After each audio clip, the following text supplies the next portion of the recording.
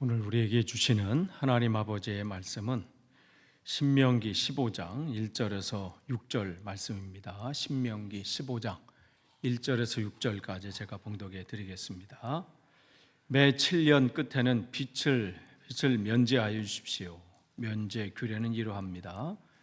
누구든지 이웃에게 돈을 꾸어준 사람은 그 빚을 면제하여 주십시오. 주님께서 면제를 선포하였기 때문에 이웃이나 동정에게 빚을 갚으라고 다그쳐서는 안 됩니다.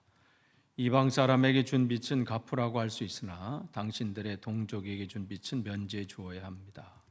당신들 가운데 가난한 사람이 없게 하십시오. 그러면 주 당신들의 하나님이 당신들에게 유산으로 주어 차지하게 하시는 땅에서 당신들이 참으로 복을 받을 것입니다. 주 당신들의 하나님의 말씀을 잘 듣고 오늘 내가 당신들에게 명한 이 모든 명령을 다 지키면 주 당신들의 하나님이 당신들에게 말씀하신 대로 복을 내려 주실 것입니다.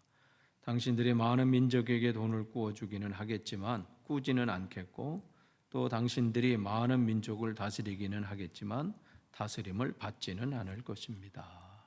아멘.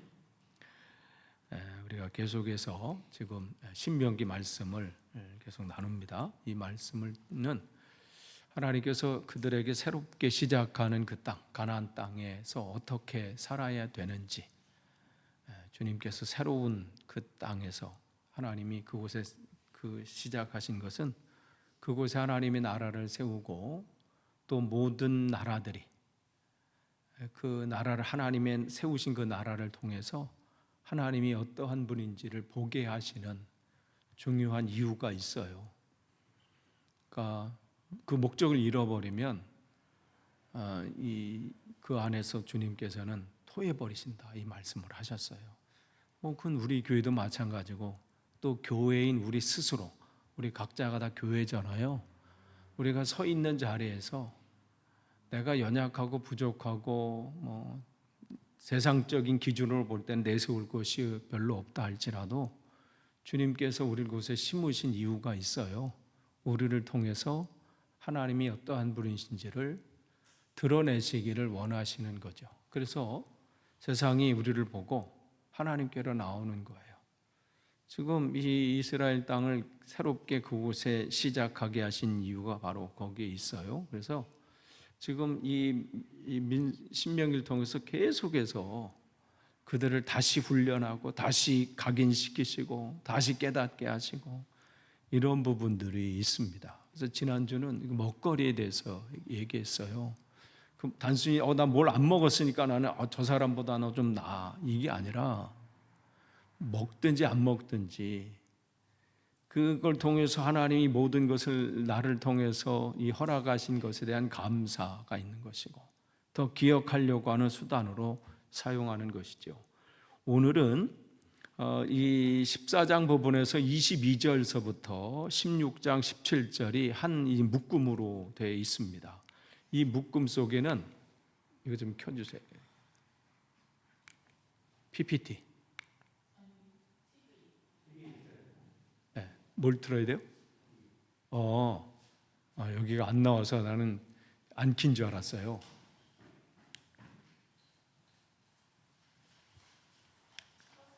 켰어요? 근데 어떻게 켜지? 네, 됐습니다. 네. 그러면 다시 어디 갔죠?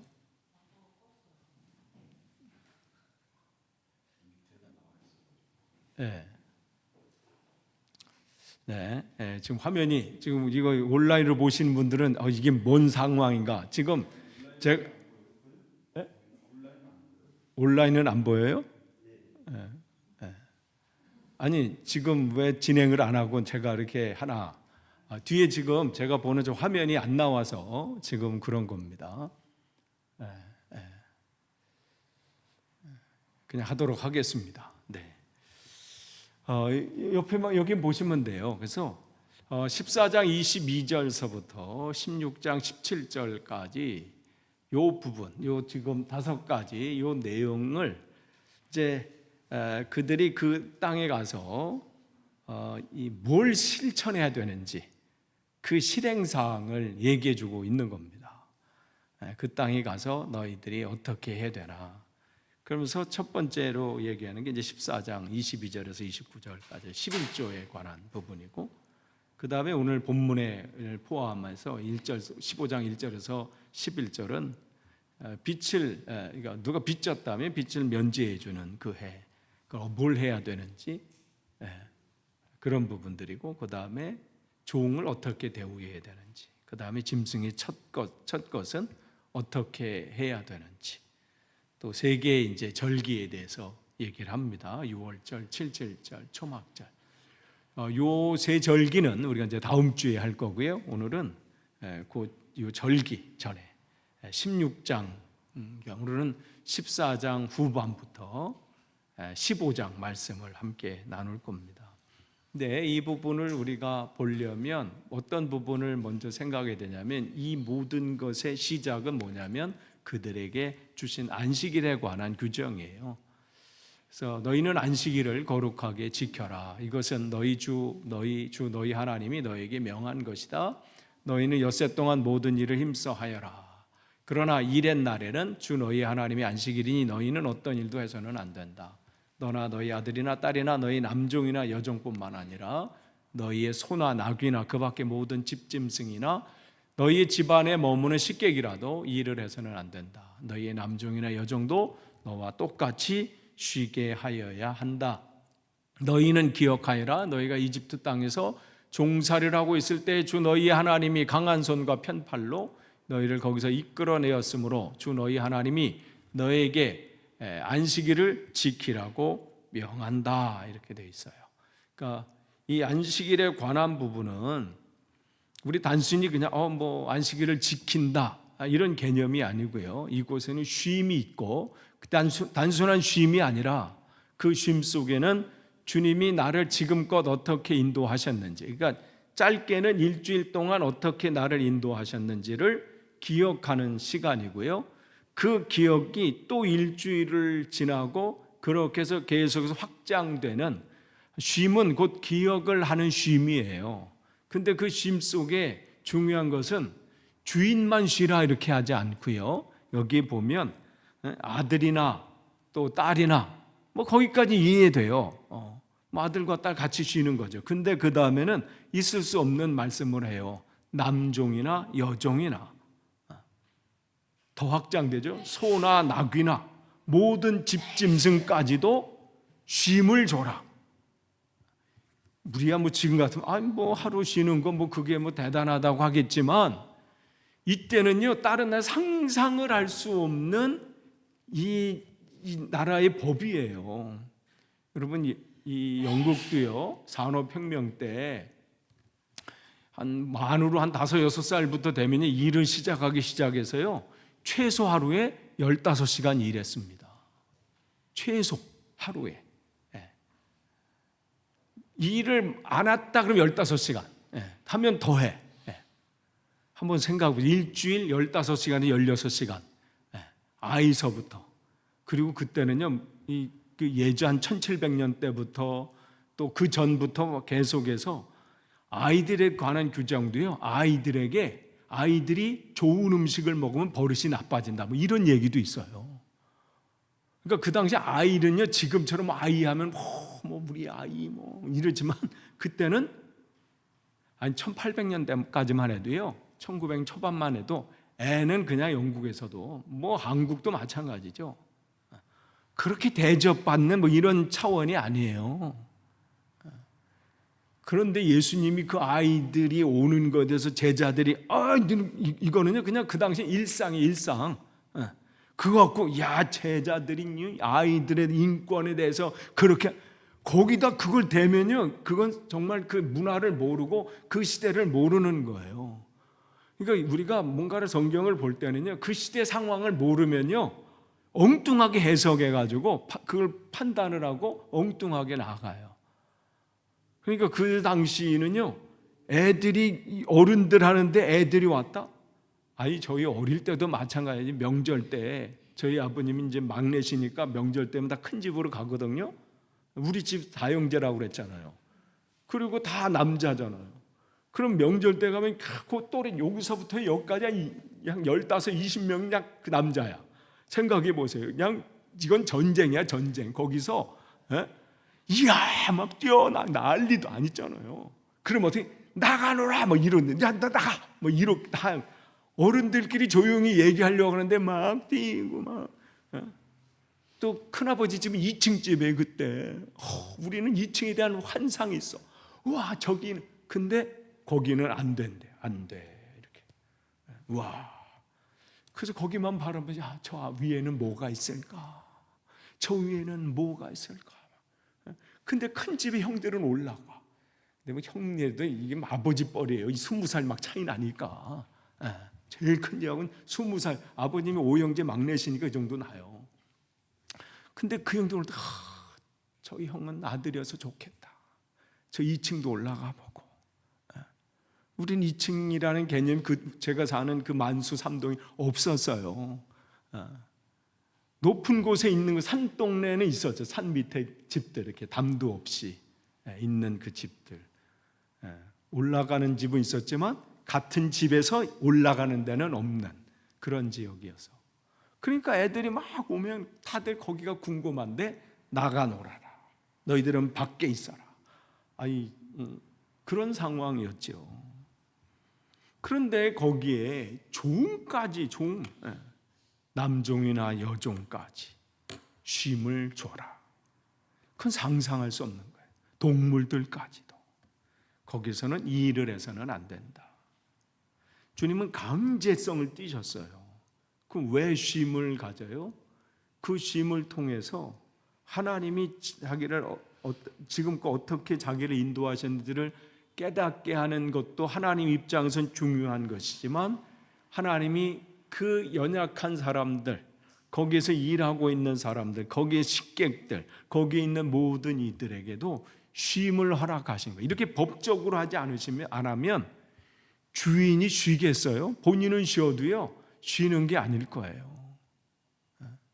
제가 예전에 말씀드렸잖아요. 군대에 갔는데 이 사단장 별 2개 되신 분들이 아니 우리 쉬고 있는데 군대를 방문했다고 확 난리 피는.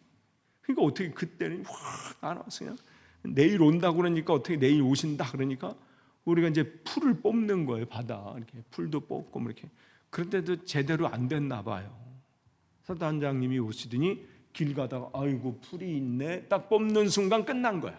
이제 거기 연대장과 모든 건 끝난 거야. 그냥 가시면 되지. 왜 거기 풀이 있네로 뽑는 순간 나머지 사람들은 그냥 진급에 문제가 그냥 그분은 습관적으로 하실 수도 있어요. 너무 깔끔을 하셨는지 어떤지 모르지만 그냥 했지만 그거로 인해서 나머지 사람들 여기서 한번 재채기한 건데 저쪽은 감기 걸리는 상황. 이런 상황이거든요. 만약에 여기서 이런 말씀을 안 주셨다면 주인이야 뭐 늘 무슨 일하겠어요? 늘 놀다가 여기 쉬니까 나라도 오늘 한번 일해볼까 해서 뭔가 하는 순간 종들이 그게 쉬는 게 쉬는 거겠어요?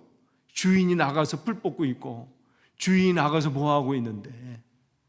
그러니까 주님은 주인을 위한 게 아니라 이거는 거기에 있는 종들을 위한 하나님의 배려예요.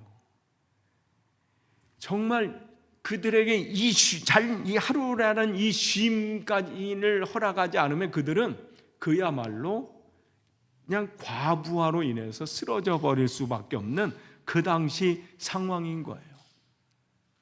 그러니까 그 당시 그들이 하루를 쉰다, 노예들이 종들이 하루를 쉰다, 그는 꿈꿀 수 없는 겁니다.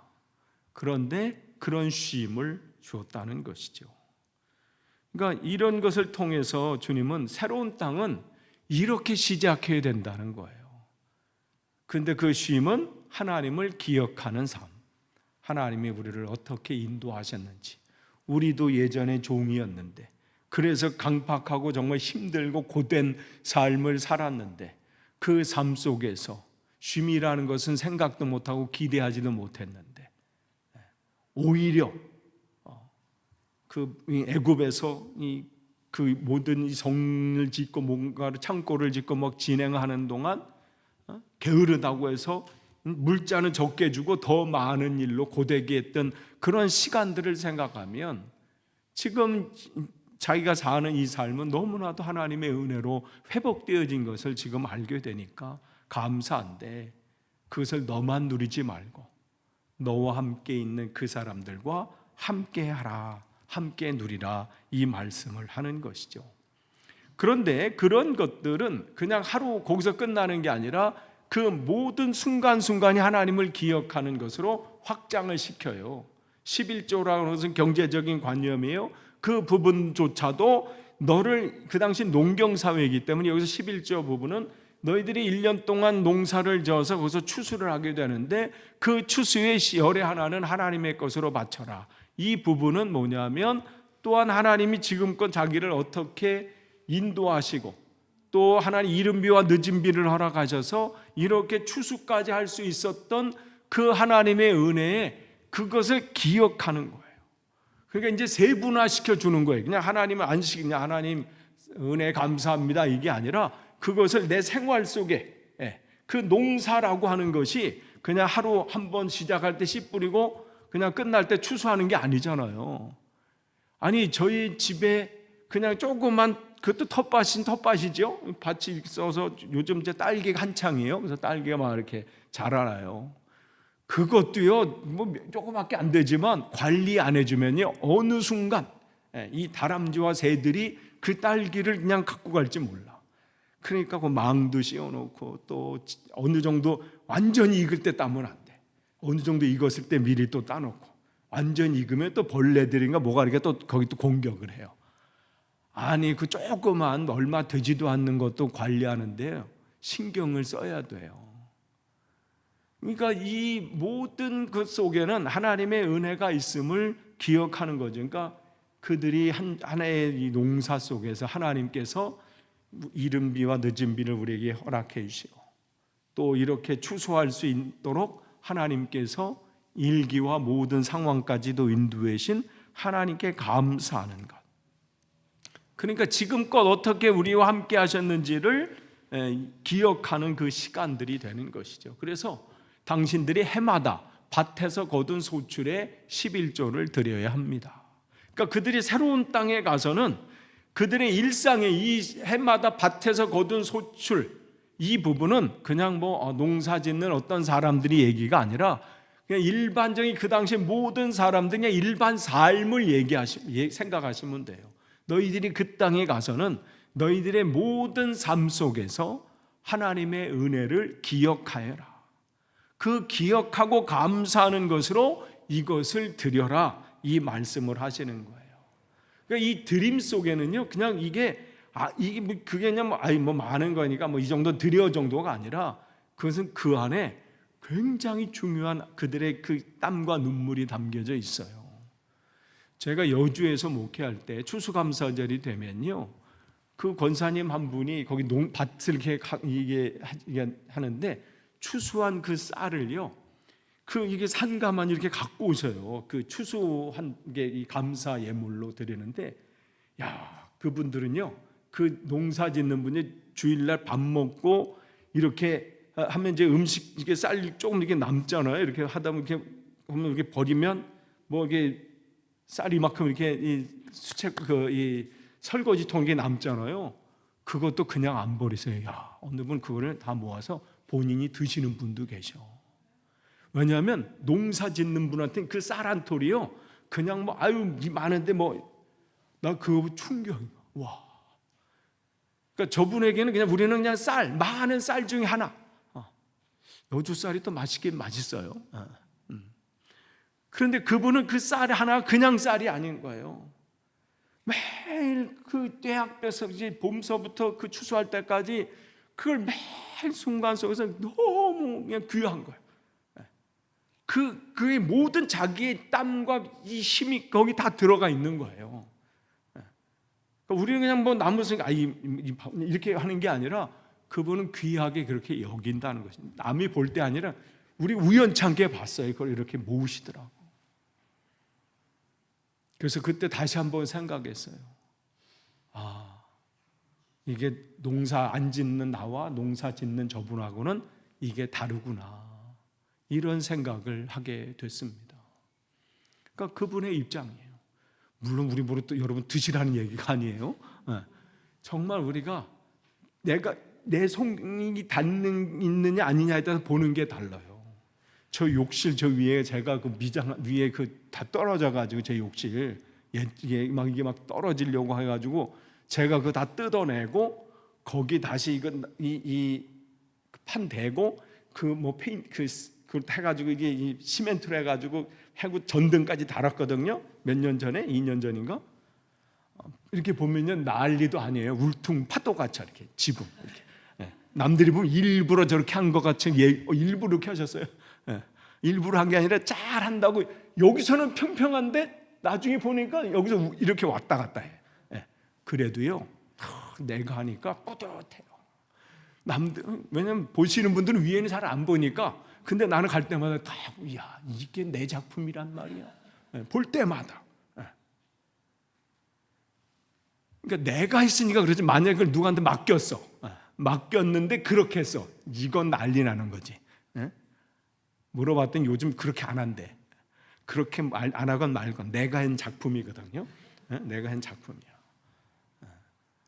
그러니까 그걸 볼 때마다 물퉁물퉁하든 뭐 이렇게 미장 자국이 막 나서 파도를 치든 뭐 그냥 하다가 보면 이게 잘 안 돼가지고 구멍이 지금 또 뻥뻥 뚫려 못 박은 데가 톡톡 털어져 지금 구멍이 막 나서 또 메꿔야 되는데 그래도 그러니까 지금 이들은 하나님께 이 소득의 이 얘기는 뭐냐면 너희들의 매 순간이 하나님의 은혜임을 기억하라는 거예요.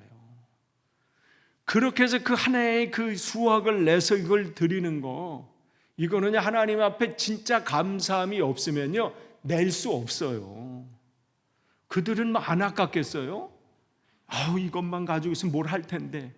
근데 그들에게 더 중요한 건 뭐냐면 이게 10의 1조가 중요한 게 아니라 하나님께서 나에게 이것을 거둘 수 있는 힘과 여건과 이 모든 환경을 허락하신 그 하나님을 생각하니까 만약에 10의 9를 달라고 하셔도 드릴 판인데 하나님의 그 은혜를 지금 생각하는 것이죠. 그러니까 그들이 새로운 땅에서 시작해야 될 부분은 회복되고 새롭게 결단하고 시작해야 될 부분은 하나님의 은혜에 대한 분명한 감사의 표시 이 부분을 하라고 하는 거예요.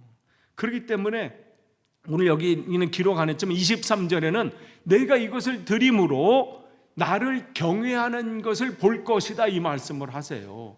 이 신명기 14장 23절에는 거기 보면 이렇게 함으로써 당신들은 주 당신들의 하나님을 두려워하는 것을 배우게 됩니다.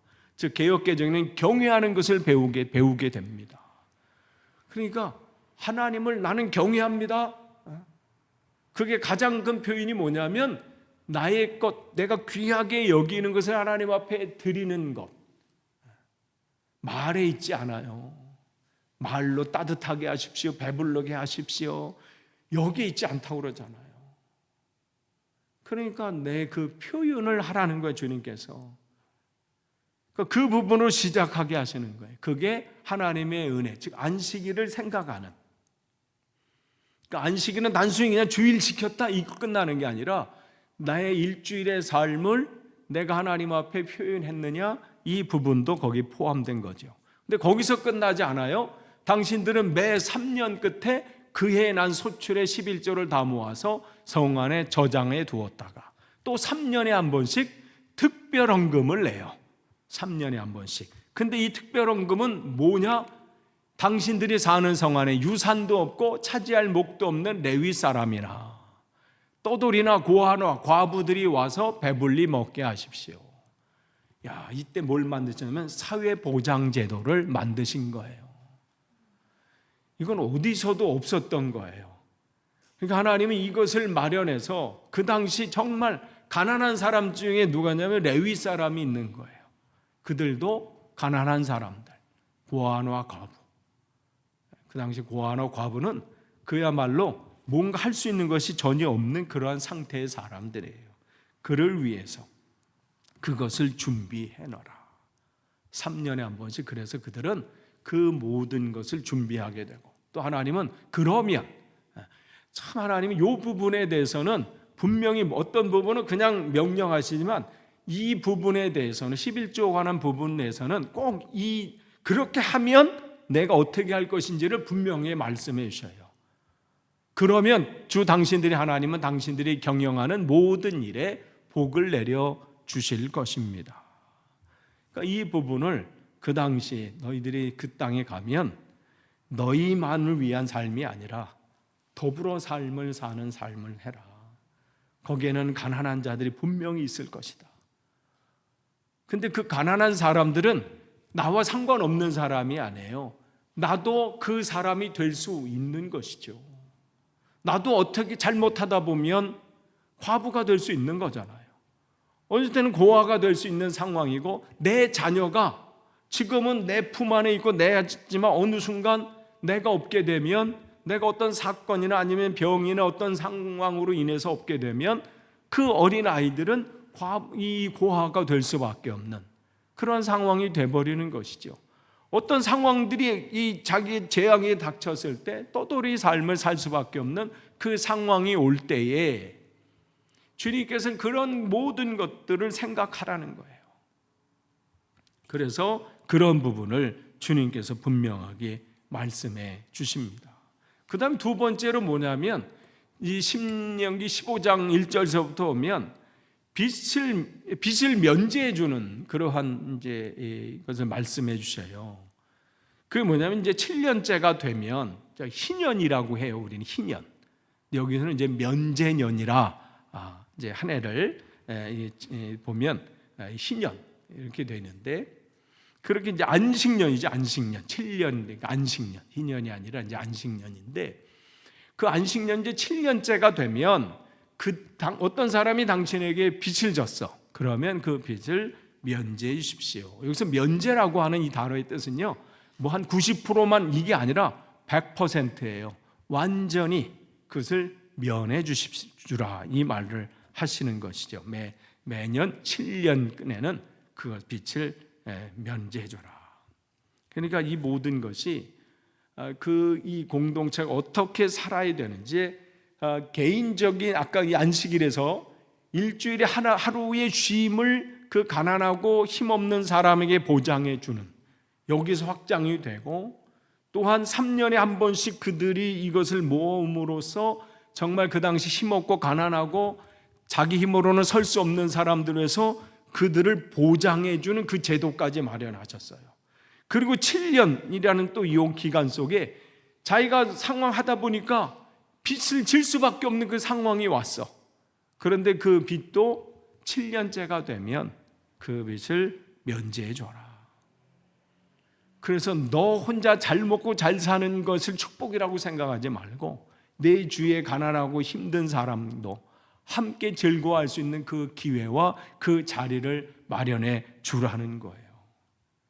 하나님께서 이 모든 부분이 새로운 땅에서 그들이 어떻게 살아갈 것을 정말 철두철미하게 준비하고 계심을 볼 수 있어요. 하나님이 이러한 분이세요. 모든 것을 예비하시고, 이렇게 하신 분이 우리의 삶조차도 그냥 방치하시겠어요? 너는 알아서 해라. 내가 그동안 했으니 이제 앞으로의 삶은 내가 알아서 해. 이러한 분이 아니세요. 우리의 모든 부분들 철저하게 하나님의 준비 가운데 우리를 인도하신다는 것이죠. 근데 면제년 규정은 이렇습니다.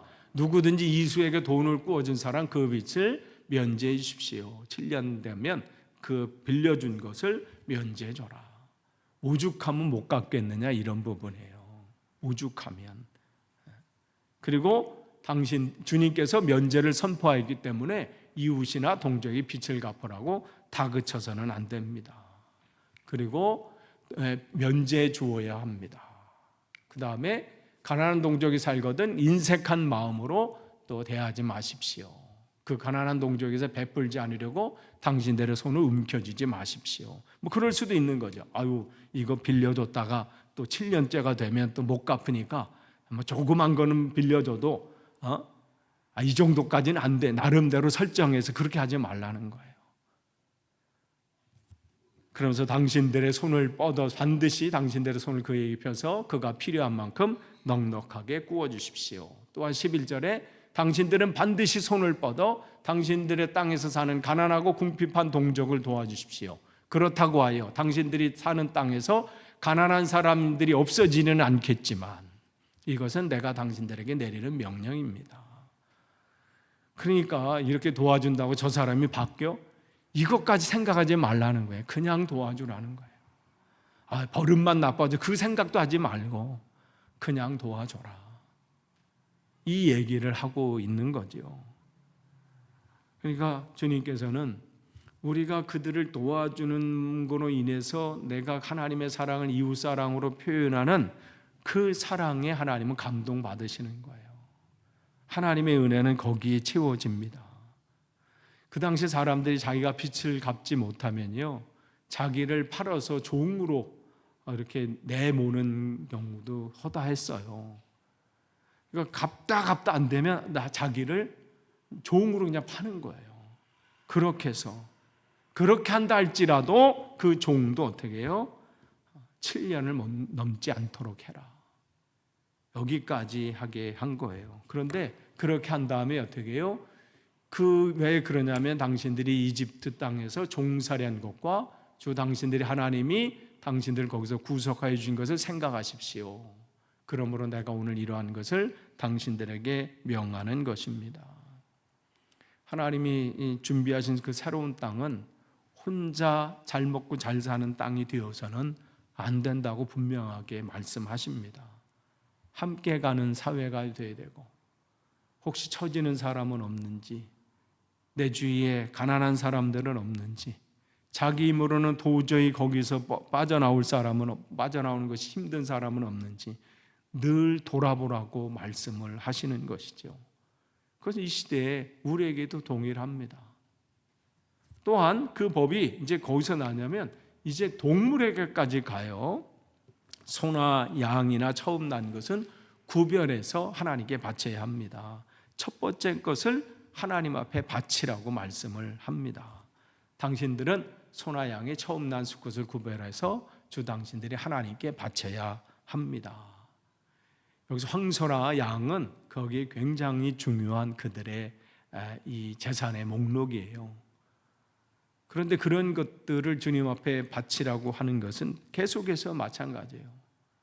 이 놓치지 말라는 것, 너희가 지금 너희 너됨은 하나님의 은혜임을 놓치지 말라고 계속해서 여러 가지 상황을 통해서 그들을 잊지 않도록 하는 거예요. 사람은요, 망각의 동물이에요. 기억해야지, 감사해야지 하면서도요, 금방 잃어버려요. 한 사람에 대한 은혜도 마찬가지예요. 부모님의 은혜는 더 마찬가지잖아요. 늘 기억한다고 하면서요, 잊혀지고 살 때가 많아요. 그러면서 스스로 위로는 하죠. 받은 은혜를 내가 우리 자녀들에게 줍니다. 뭐 이렇게 하지만 순간 이렇게 생각하면서 어머니 좀 서운해 하시겠다 이런 생각도 해요. 어느 순간 문득.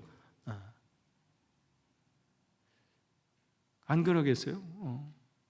그런데도 우리는 참 잊혀질 때가 많아요. 사람과 사람의 관계 속에도 마찬가지예요. 그래서 하나님은 모든 그런 이 상황 속에서 하나님을 기억하는 훈련을 우리에게 주신 것이죠. 그 당시에 이 첫 번째 것은 뭐라고 기억되어 있냐면 그 당시 사회에서는 정말 가장 소중한 것이라는 의미가 담겨져 있어요. 그러니까 하나님께서 이것을 통해서 말씀하시는 너희가 그 땅에 들어가서 너희에게 가장 소중하다고 여기는 것조차도 내 것이 아니고 하나님의 것임을 인정하라는 거예요. 그러니까 우리가 이걸 놓치면 이건 내 거, 이건 내 소중, 이렇게 하면 안 된다는 것이요. 내 삶 속에서 정말 가장 소중한 것, 이것조차도 하나님께 드려야 되는 그 삶.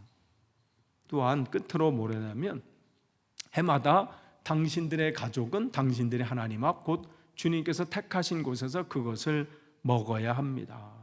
그러니까 그들이 한 해의 이제 추수를 마감하고 그것을 하나님 앞에 11조를 드리고 또한 그 축제의 시간들을 가지면서 그들이 해야 될 것은 뭐냐면 그 하나님 앞에서 그것을 먹고 마시는 함께 거기에는 가난한 사람들도 그 자리에 나는 내 몫을 냈으니까 나는 이 자리에 당연한 것이고 당신은 여기 지분이 없으니까 당신은 그냥 구경만 해 이게 아니라 가난하든 어떤 사람이든 그 축제 자리에 하나님의 은혜 안에 있는 그 축제 자리에서는 함께 그것을 먹어야 합니다. 이 얘기를 합니다. 근데 여기서 하나님 앞에 이렇게 돼 있어요. 하나님 앞. 이 원어의 뜻을 보면요, 그 하나님 앞이라는 것은 하나님 얼굴을 향하여 이런 뜻이에요. 그러니까 그들이 함께 이것을 먹고 마실 때에 뭘 얘기하냐면 하나님 얼굴, 하나님을 향해서 이 바라보는 것이죠. 그러니까 그 무엇을 먹고 마실 때마다 뭘 또 기억하라는 거예요? 주님의 임재를 기억하라는 거예요. 내가 먹고 마시는 이 자리조차도 하나님이 함께 계시는 자리다. 이걸 놓치지 말라는 거예요. 하나님은 모든 상황에서 하나님을 기억하게 하는 그 장치들을 마련하셨어요. 그래야 우리의 인생이 삐뚤 안 나가요. 엉뚱한데 시간을 허비하다가 인생의 마지막에 내가 왜 이렇게 헛되게 살았나, 그렇게 허송세월 하지 말걸, 이렇게 후회하고 인생을 마감하지 않게 하시도록 매 순간마다 하나님을 기억해서 내가 정말 바로 살고 있는지, 잘 살고 있는지 그걸 점검하라고 모든 장치를 거기다 마련해 놓으신 거예요. 먹을 것도 거기 먹을 때마다도 기억하게 하시고, 한 해를 마감하면서도 하나님을 기억하라고 말씀하시고, 모든 것이죠. 이것이 우리가 진짜 잘 사는 길이에요. 여러분, 지금 잘 살고 있는지 우리가 늘 점검하면서 가야 돼요. 부자라고 사는 게 아니에요. 잘 산다는 게 부자로 사는 게 아니라 정말 하나님의 말씀대로 내가 오늘 하루를 살았는지, 그렇게 산 것처럼 내일도 내가 살 준비를 오늘 하고 있는지, 이런 것들이시죠. 그러니까 우리가 처음 것을 향해서 처음 것을 하나님 앞에 드리고 그것을 하나님이 얼굴을 향해서 먹고 마실 때마다, 그러니까 이 모든 것이 우리의 삶 속에서 하나님께서 우리에게 주신 귀한 것임을 기억해야 합니다. 그렇기 때문에 야고보서에서는 우리를 뭐라고 그러냐면 피조물 가운데 첫 열매다. 우리가 가장 소중한 것, 하나님이 우리에게 가장 소중한 것이기 때문에 하나님은 우리를 드리기를 원하신다, 이 말씀을 하십니다. 끝을 맺습니다. 하나님께서 이 새로운 이 가나안 땅에 들어가서 우리의 생활이 어떻게 해야 되는지, 그 많은 그 규정을 통해서 결국은 하나님 우선주의예요. 하나님 우선. 하나님이 나를 지금껏 어떻게 인도하셨는지를 기억하는 삶, 이것을 늘 기억하는 것. 그러니까 신앙은 기억하는 데서 시작돼요. 이 기억을 놓치는 순간 내가 어떻게 교만해지고 헛된 길로 가고 내 삶이 흐트러지게 되는 거예요. 근데 모든 상황 속에 하나님이 함께 계신다, 이 모든 것 속에 주인은 하나님이시다를 기억하는 것, 그 기억하는 사람에게는 자연스럽게 나오는 것이 감사예요. 그래서 감사는 내가 감사해야지 되는 게 아니라 기억하게 되면 감사는 그냥 나오는 거예요. 하나님이 나를 지금껏 인도하신 것을 기억하면 앞으로 나를 또 어떻게 인도하실 것을 기대가 되니까 또 감사하게 되는 것이고, 지금 내가 상황이 어렵고 힘겨운 상황 속에 있다 할지라도 지금껏 나를 포기하지 아니하신 그 하나님이 여전히 나의 아버지가 되심을 기억하기 때문에 또 이 위기를 이겨낼 수 있는 것이죠. 그렇기 때문에 또 감사가 나오는 거예요. 근데 사단은 계속해서 그 기억을 우리에게서 뺏어가려고 해요. 그건 아담과 하와에게도 마찬가지예요.